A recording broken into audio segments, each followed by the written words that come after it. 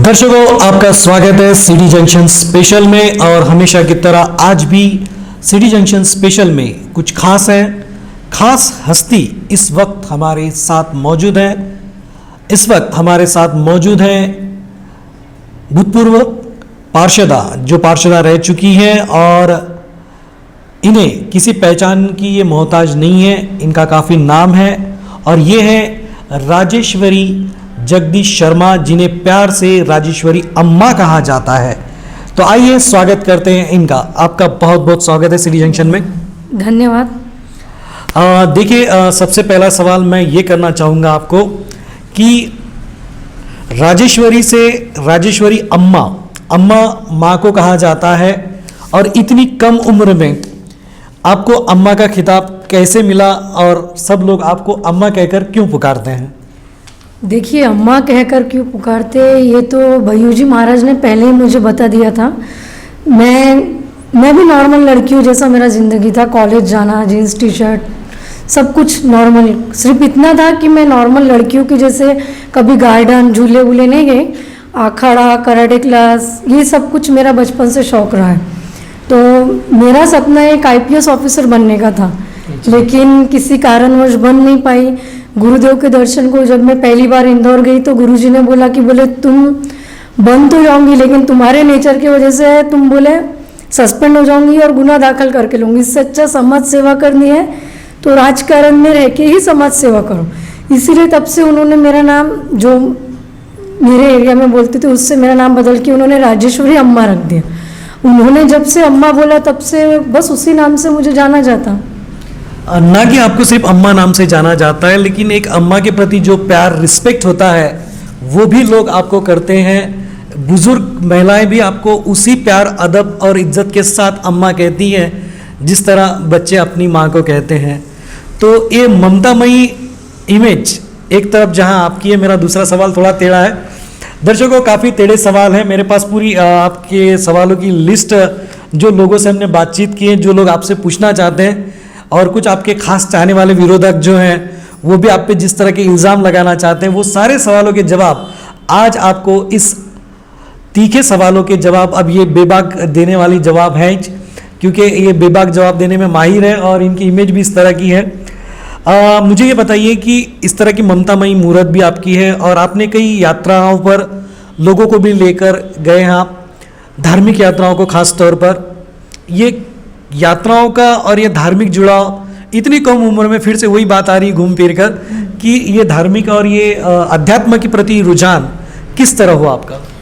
देखिए, अध्यात्म के प्रति रुझान का तो मतलब ऐसा है, जब भी हम लोग अखाड़ा जाते थे तो तब से ही हमने देखा। मैं जहाँ पे मैं सब सीखती आई तो वो लोगों को मैंने बचपन से देखा है कि भाई ये कैसे पूजा पाठ करते हैं, इन संतों के सानिध्य में रह चुके हैं। तो मेरा एक तरह से अपन बोलते ना, जो एक कच्चा मट्टी का घड़ा बनता है, तो मैं बचपन से उसी बैकग्राउंड में रही। इसीलिए उसके बाद में मेरी मुलाकात हुई परम पूज्य भैयू महाराज से, फिर उस वजह से मैंने ये नहीं लिया।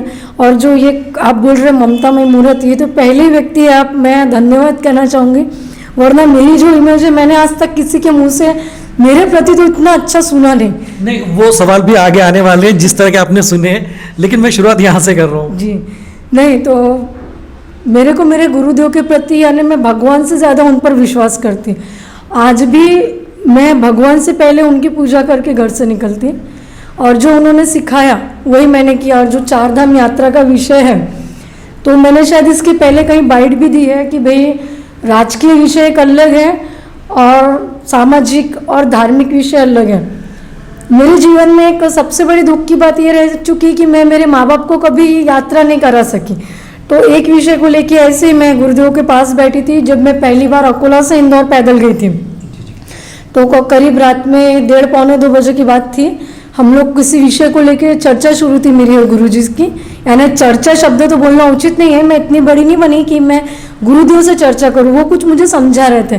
तो मैंने उसी वक्त डिसाइड किया, मैंने बोला गुरुजी मैं जो कुछ भी काम करती हूँ, मेरा जो कुछ भी इनकम सोर्स है, तो मैं चाहती कि मैं भाई 4 धाम यात्रा करूँ, इतना आप मुझे आशीर्वाद दो कि मेरी यात्रा सक्सेसफुल रहे।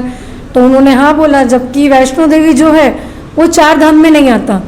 तो उन्होंने बोला भाई पहला जो कार्य है वैष्णो देवी से शुरू करो। तो मैंने प्रथम यात्रा वैष्णो देवी लेके गई, उसके बाद में हमारा क्या अपना विदर्भ का जो कृष्ण जी का जो बोलते वो माता ये कौंडन्यपुर, वहाँ भी लेके गई। बस तब से शुरू है द्वारका सोमनाथ वगैरह। 8 दिन का टूर था मेरा। वैष्णो देवी में हमने 350 महिलाओं का एक बजट था मेरा, 350 से 400 महिलाएं, लेकिन उसमें हो गए 565। तो वो कैसा एक गुरु की ही कृपा थी जो उन्होंने सब टाइम पे मैनेज कर सके। बाहरी राज्य में आते वक्त हमको 2 ट्रेन में एडजस्टमेंट करना पड़ा, लेकिन उनकी कृपा से बहुत सक्सेसफुल हुआ। और बाकी मेरे हिसाब से तो सक्सेसफुल था। आप महिलाओं की राय जान सकते हो उसमें कैसा रहा? वो तो हम जान चुके, लेकिन इसमें भी आप पर इल्ज़ाम ये लगते हैं कि भाई यात्रा के लिए पैसा आता कहाँ से था, और लोगों का ये भी इल्ज़ाम है कि भाई आपको क्या लगता है कि अगर आप लोगों की यात्रा करवाएंगे तो चुनाव को मद्देनज़र रखकर वो इस अच्छे कार्य को भी उस लिहाज से या उस नज़र से देखते हैं कि ये चुनाव में फ़ायदा करने की सोचती है। ये एक सवाल है। दूसरा सवाल ये भी है साथ ही में कि यात्रा का इतना आपको क्रेज़ है कि आप यहाँ से लेकर इंदौर 350 किलोमीटर के लगभग, क्या कौन सा सफ़र था? पैदल पद यात्रा थी मेरी। हाँ, वो मेरी पद यात्रा थी। मैं मेरे गुरुदेव के दर्शन को हर गुरु पूर्णिमा को अकोला से इंदौर 350 पौने 400 किलोमीटर है, तो मैं हर साल जाती थी। मेरी 7 बारी हो गई अकोला से इंदौर। और रही बात ये जो आप बोल रहे कि भाई यात्रा के विषय पे कोई मैंने राजकीय फ़ायदा लिया, तो ये आया भी था मेरे ख्याल से TV 9 पे भी आया था ये कि भाई आप लोग जो वोटर्स है उनको लुभाने के लिए राजेश्वरी अम्मा ने यात्रा निकाला। तो भाई इतना लाखों रुपए खर्चा करके और इतना रिस्क लेके अपना 2 साल लगते इतनी तैयारी करने के लिए, इतना तो मैं बेवकूफ़ नहीं हूँ जितना यात्रा में खर्च कर रही। उससे आधे पैसे बाकी लोगों की तरह बांट के मैं भी चुन के आ सकती थी।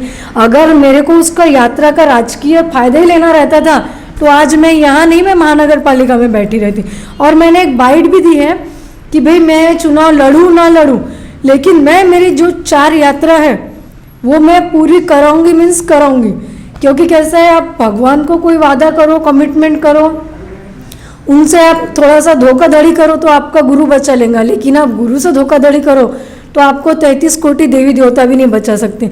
तो मैं किसी राजकीय फायदे के लिए नहीं, अभी भी मेरी जगन्नाथपुरी यात्रा में मैं आपको पूरा डिटेल दे सकती हूँ। मेरे कम से कम जब मैं चुनाव हारी उसके बाद में ही कुछ 4-6 महीने बाद, साल भर बाद में ही मैंने उसका पूरा नियोजन किया था। मेरे कौन से अकाउंट से पैसे डाला है, क्या किया है, सब मेरी पूरी तैयारी हो चुकी। और वो आप बैंक डिटेल ले सकते हो, वो कोई आज की तो है नहीं, वो तो सब तारीख वाइज आपको मिल ही जाएगा। तो ये राजकीय कुछ भी नहीं है। ये तो कोरोना आ गया, मेरे गुरुजी शांत हो गया, मेरा खुद का ऑपरेशन हुआ, मेरे घर पे भी काफ़ी परेशानी शुरू हुई, इसलिए पोस्टपोन हुआ। यात्रा तो मैं कराऊंगी। और देखिए जीत हार ये तो ऊपर वाले का है, हम अपना कार्य करते रहे, देने वाला वो है, नीचे वालों से क्या अपेक्षा करना अपन ने। एक बात है, ये जो आप बता रहे हो देने वाला ये है, होता ये है कि अभी तक की जो लिस्ट हमारे पास है और जिस तरह का हमने लोगों से बात की है कि विवाद जब भी होता है, कोई भी विवाद और आपका चोली दामन का साथ है। अब यात्रा से मुझे एक बात और यात्रा आई कि यात्रा का इतना क्रेज है कि अलग अलग यात्रा करते हुए आपने जेल यात्रा भी की है, ऐसा हमने सुना है। हाँ बिल्कुल, मैं जेल गई थी और मुझे उसका कोई पछतावा नहीं है।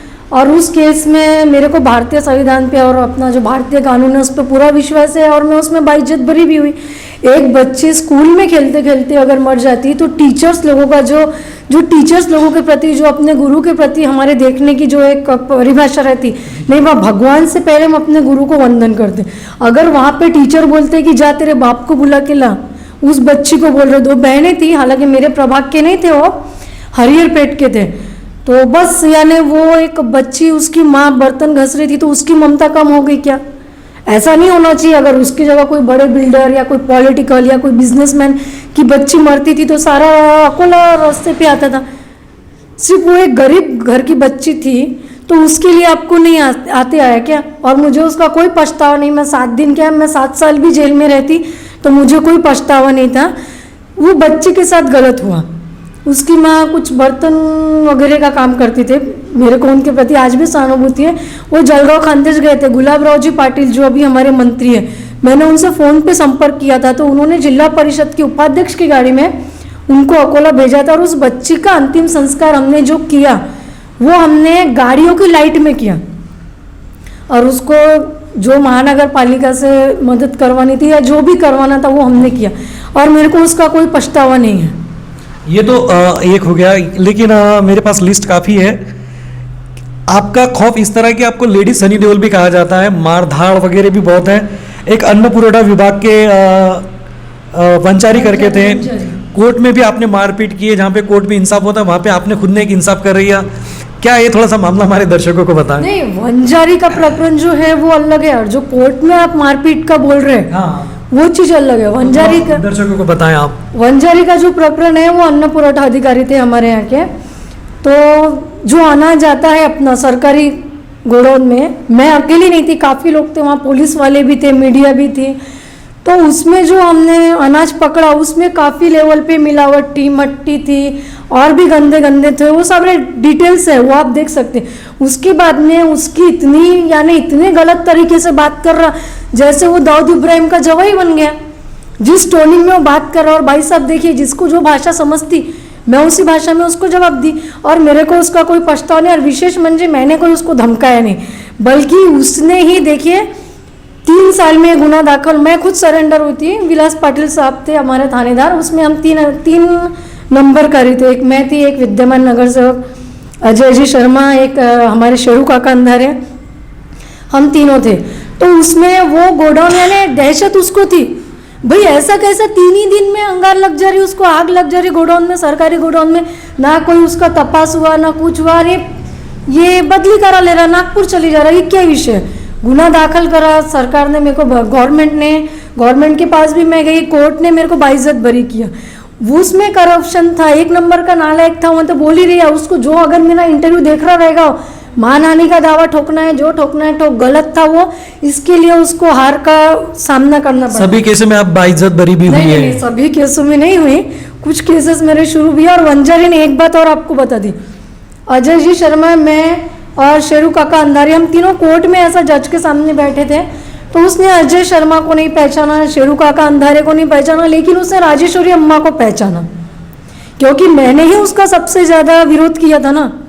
अरे आज अपने 70% लोग कंट्रोल का अनाज खाते, मिडिल क्लास फैमिली के, उसमें ही मिला, और गवर्नमेंट अच्छा भेज रही, तू क्या कर रहा, वहाँ पगार किस बात की ले रहा तू। अगर मैंने यह सवाल पूछा तो मैंने क्या गुनाह किया, और अगर होगा गुनाह तो मेरे को मेरा गुनाह कबूल है।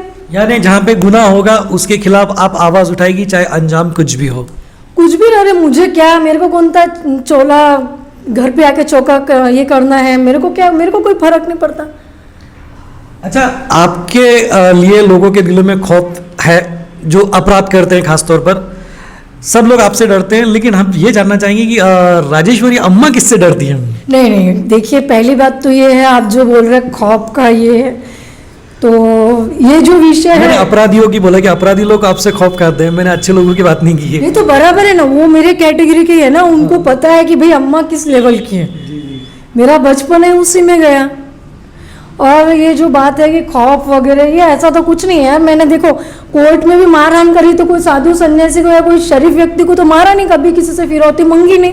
ये जो इतनी बड़ी यात्रा निकाली, मुझे याद नहीं रहेगा कि मैंने किसी को फ़ोन करके बोला रहेगा कि भाई साहब मेरी ये यात्रा है, आमदार साहब मेरा ये है, खासदार साहब मेरा ये है, तो आप मुझे मदद करो। मदद ली मैंने, लेकिन पैसों की नहीं ली, पैसों की नहीं ली। उन्होंने जो मदद करी वो शायद पैसों से कई गुना ज़्यादा थी।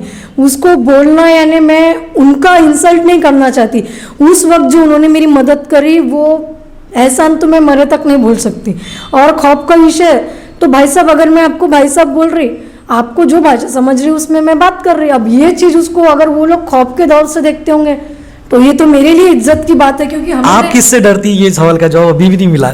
हाँ, मैं किससे डरती, मैं ये डरती हूँ हमारे लेडी डॉन से। उनको शायद ये जो लोग हैं मेरे फील्ड के, अगर वो लोग भी मिलेंगे तो वो भी डरेंगे। हमारी माई है, बहुत ही खतरनाक है, और सही में मैं उससे डरती, और डरती उससे कई गुना ज़्यादा प्यार भी करती और इज्जत भी करती। बहुत डेंजरस है। एक बार मिलना आपने, मेरे ख्याल से आप उनका इंटरव्यू लेने का, साल भर किसी और का इंटरव्यू ही ना ले। जी, मैं मिल चुका हूँ और उनके हाथ से चाय भी पी चुका हूँ।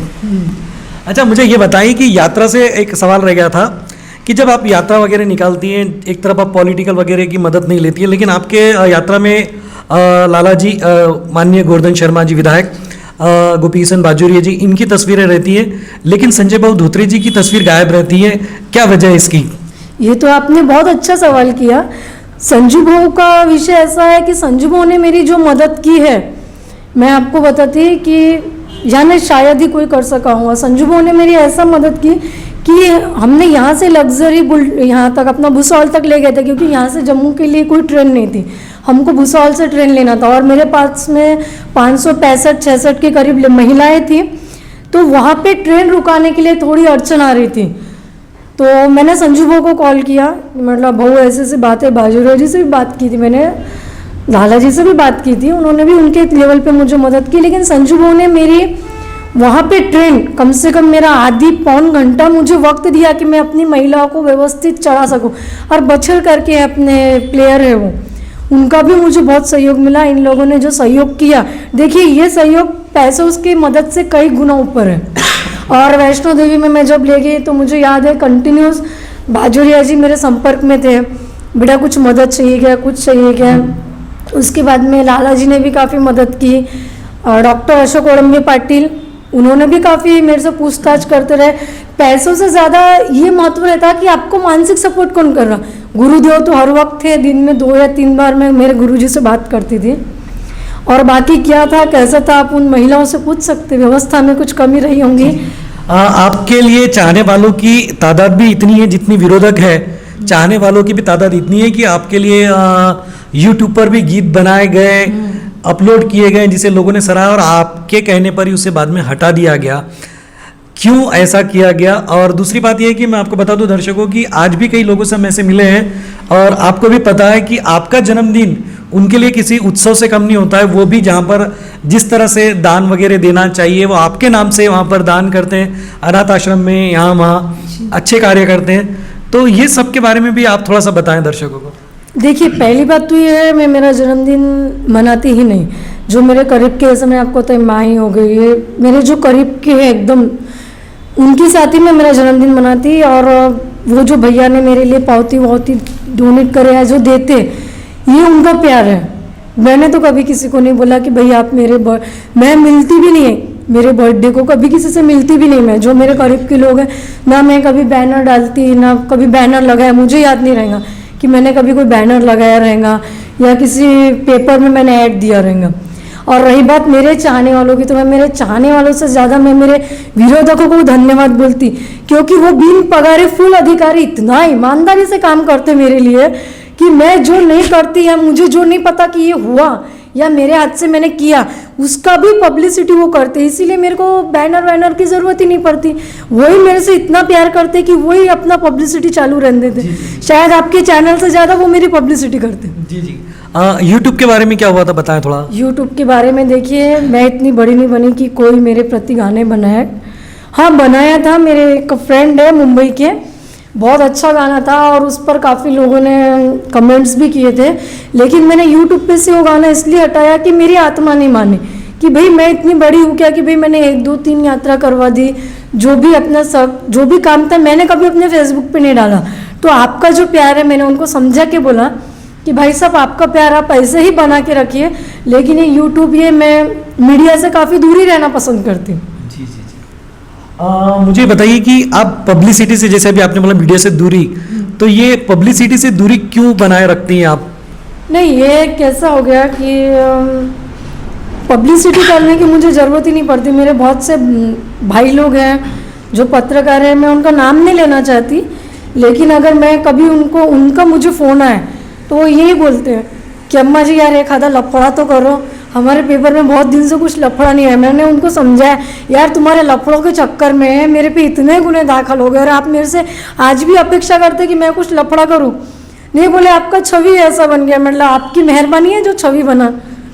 नहीं, आपकी छवि इस तरह की नहीं है, क्योंकि जिस तरह के इल्ज़ाम है ये सिर्फ इल्ज़ाम है, लेकिन उसके अलावा भी लोगों का जो प्यार है, और जो आप इलेक्शन जीत चुके थे, आपने किए हुए वादे भी पूरे किए हैं, लेकिन जब आप इलेक्शन हार गए और जो काम आपने करने थे वो काम हुए भी है, लेकिन उसका क्रेडिट कोई और ले गया।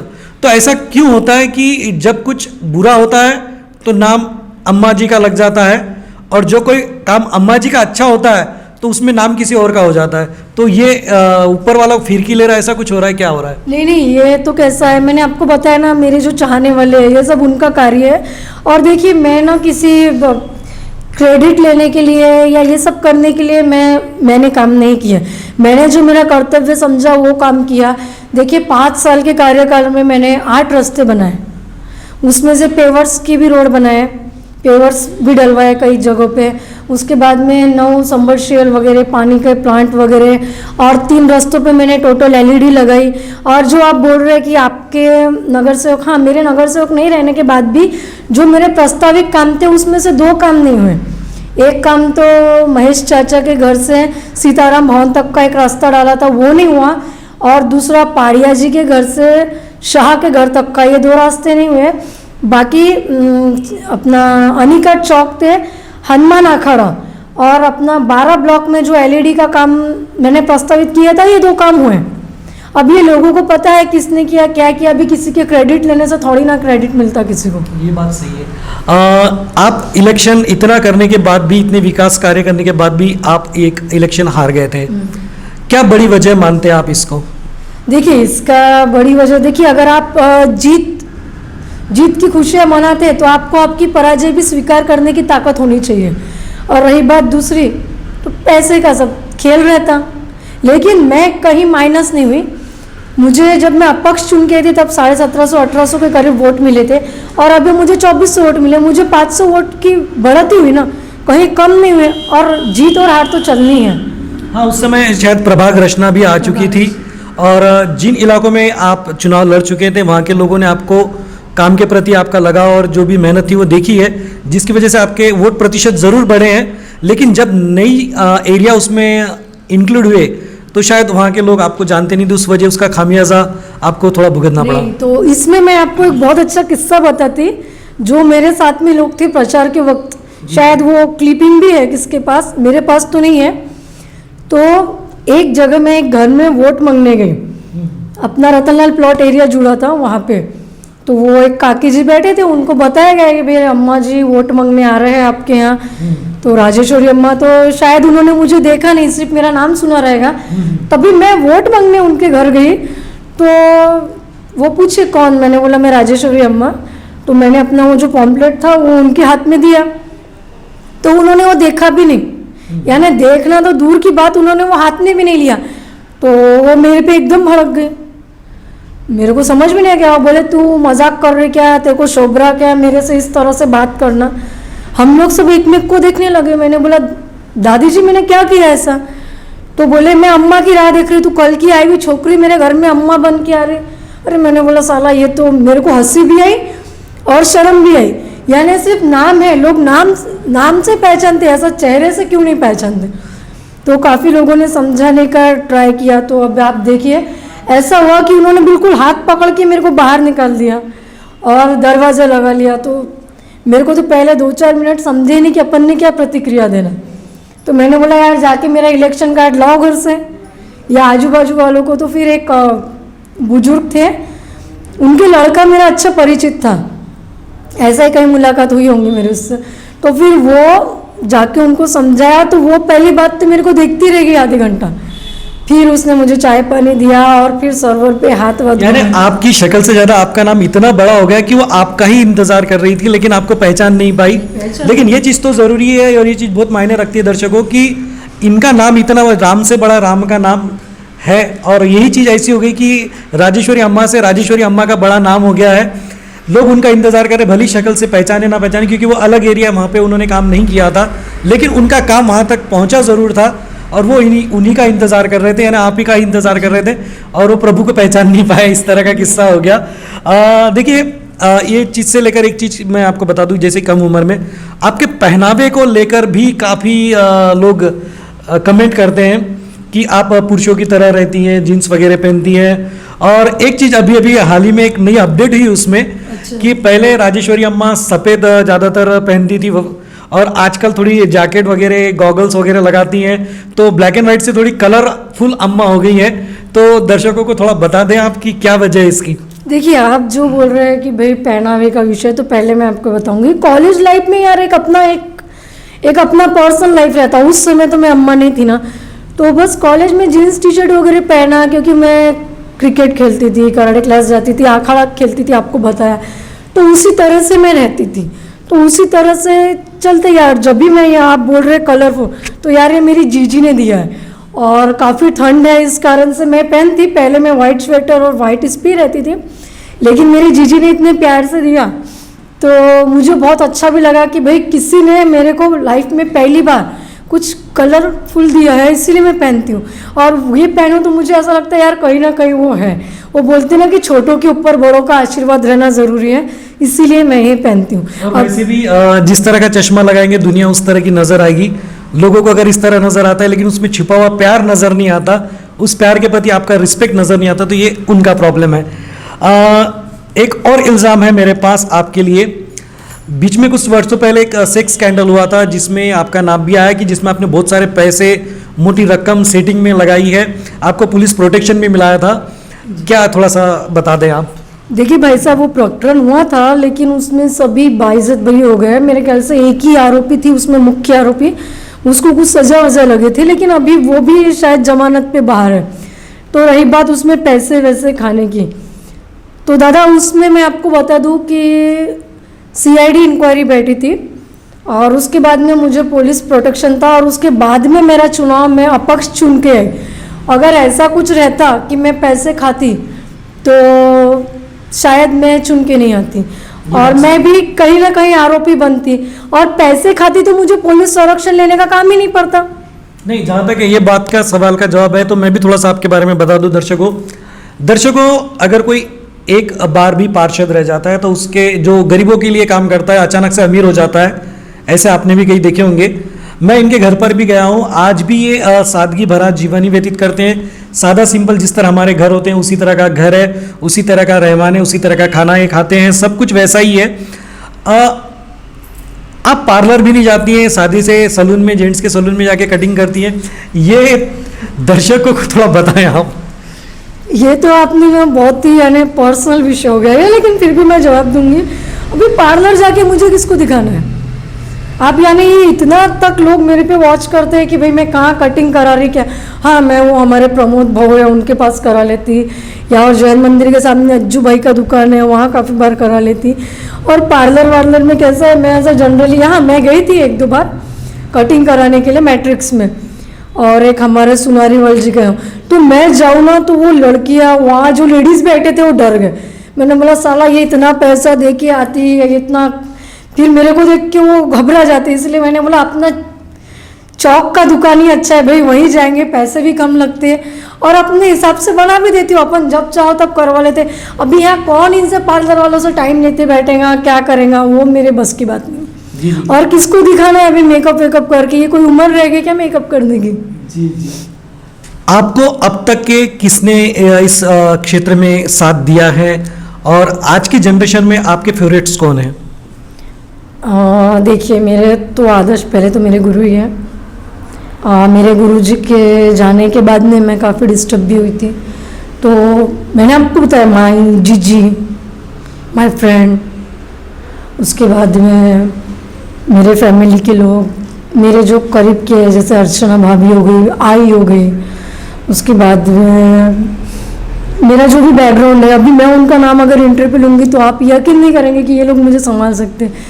जैसे बाजुरिया जी भी ने काफ़ी मुझे संभाला, लाला जी ने भी काफ़ी संभाला, उसके बाद में हमारे लॉयन, हमारे गब्बर सिंह, तरुण जी वगैरह, योगेश भाई बुंदेले, सागर भाऊ भारूका, मेरा परिवार और सबसे प्यारा मेरा बच्चा, हमारे घर का बड़ा आदमी कुंवर जी, मेरी बहू, मेरी बहनें, मेरे बुआ लोग, इन लोगों ने काफ़ी संभाला, क्योंकि मैं उस टाइम पे इतनी ज़्यादा डिस्टर्ब हो गई थी कि मैं आपको बता ही नहीं सकती। और अगर उस पीरियड से मैं निकल सकी, यहाँ तक वापस जिंदा हूँ, आपके सामने बात कर रही, तो यही एक वजह है कि मैं उस चीज़ से काफ़ी टाइम लगा मुझे बाहर निकलने को। जी, इसी से रिलेटेड एक सवाल मेरा है।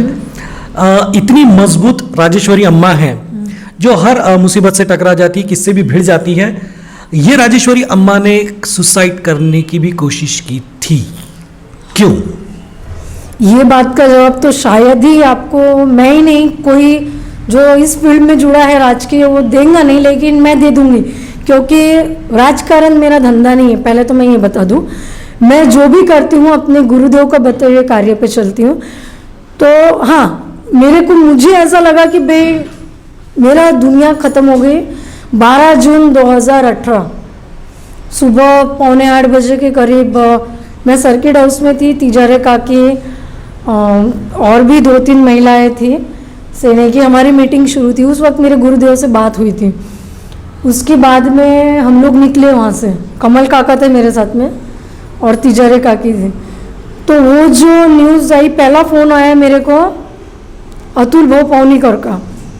तो मेरा दिमाग ही काम नहीं कर रहा। मतलब सुबह मैंने गुरुदेव से बात की थी, फिर आया अर्चना भाभी का, राजेश्वरी बेटा तू जल्दी निकल जा। मैं इतनी हैंग हो गई थी कि भीमनगर का चौक पे वो एक खंबा है, देखा रहेगा, मैंने उसको जाके गाड़ी भिड़ा दी। एकदम हैंग, कुछ भी नहीं समझा। मैं वहाँ से आई, लेकिन मैंने बाल वाल भी दिए थे।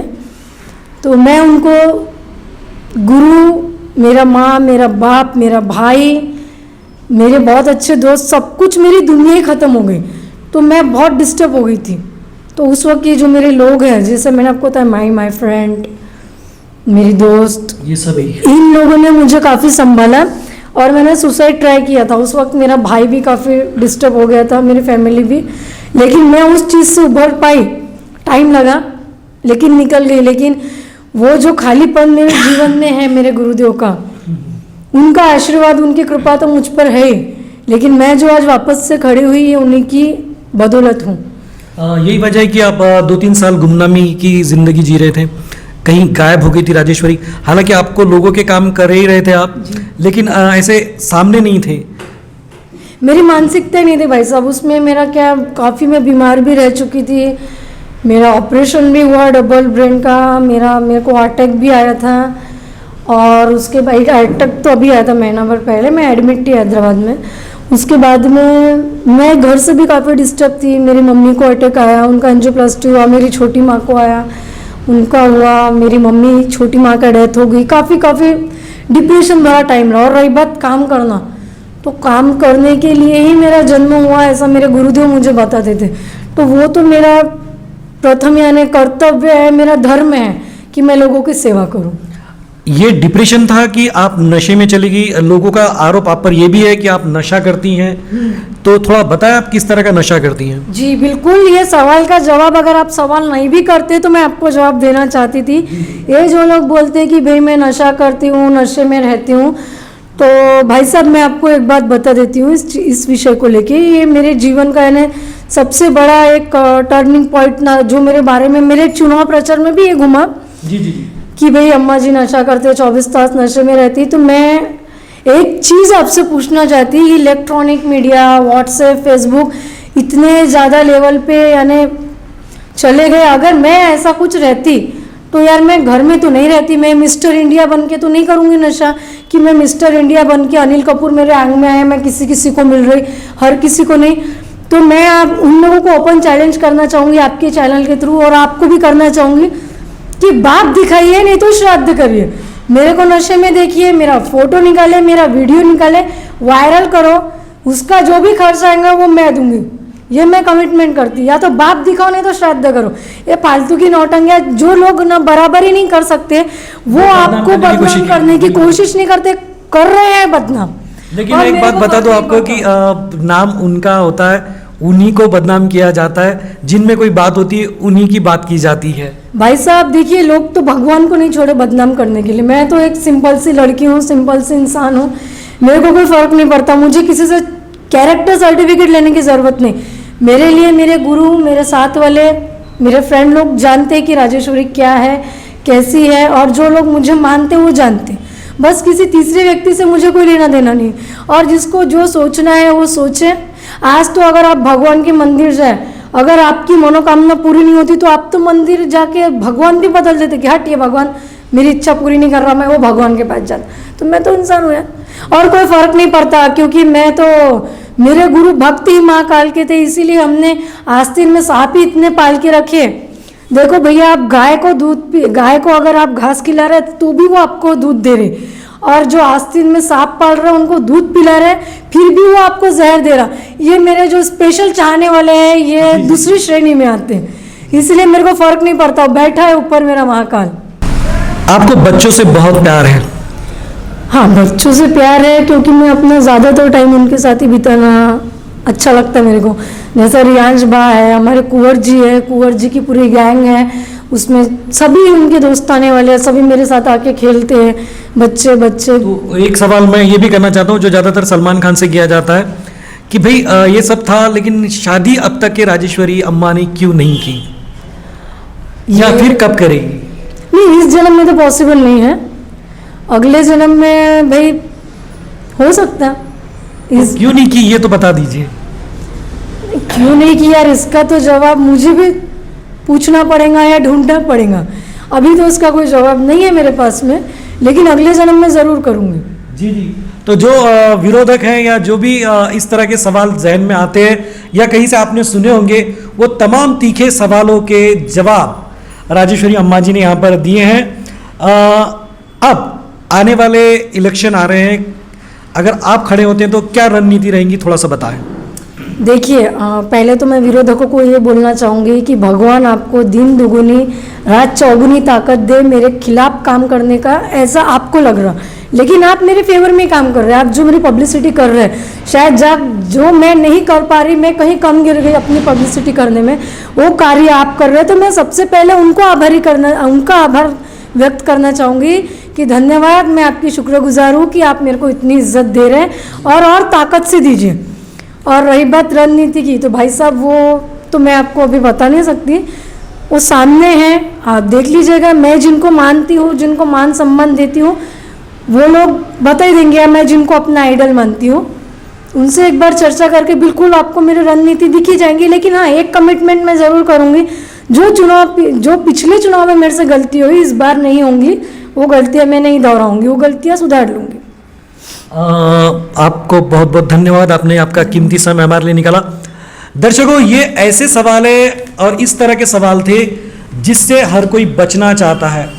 ये कोई ऐसे सवाल नहीं थे कि जो हमने कुछ तैयारी की हो और इनको पूछा हो कि हम इस तरह पूछेंगे, इस तरह जवाब दीजिए, क्योंकि ऐसे सवाल जनरली कोई भी लोग टाल देते हैं कि भाई आप इस तरह का सवाल ना करें। लेकिन जब हमने इनको बताया कि इस तरह के सवाल हमारे पास हैं, इन्होंने एक भी सवाल ऐसा नहीं किया कि भाई आप ये सवाल मत पूछिएगा, ये सवाल का जवाब मैं नहीं दे पाऊंगी। हर सवाल का जवाब पूरी ईमानदारी और सच्चाई के साथ दिया है। और बाकी आप जनता जनार्दन है, फैसला तो आपके हाथ ही है। और किस तरह का कार्य किया है, किस तरह से लोगों के दिलों में अपनी जगह बनाई है, ये तो आपको बताने की ज़रूरत नहीं, क्योंकि पब्लिक है, ये सब कुछ जानती है।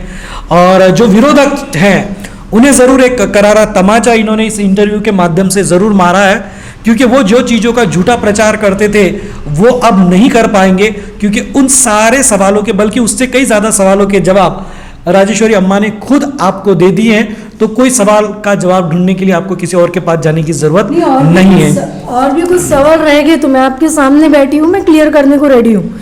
मेरा जो कुछ भी है खुलेआम है, ऐसा यानी वो बच्चे खेलते ना, वो रेस्टिव टाइप का छुप छुपैया का वो खेल नहीं है अपने पास। जो है खुलेआम है, ये है, कबूल है तो बोलो, वरना जय हिंद जय महाराष्ट्र। बिल्कुल बिल्कुल सही है। तो दर्शकों, आज के लिए बस इतना ही। फिर एक नई हस्ती के साथ होंगे हम रूबरू। तब तक आप बने रहे सीडी जंक्शन के साथ। सीडी जंक्शन, अपना चैनल, अपनी बात।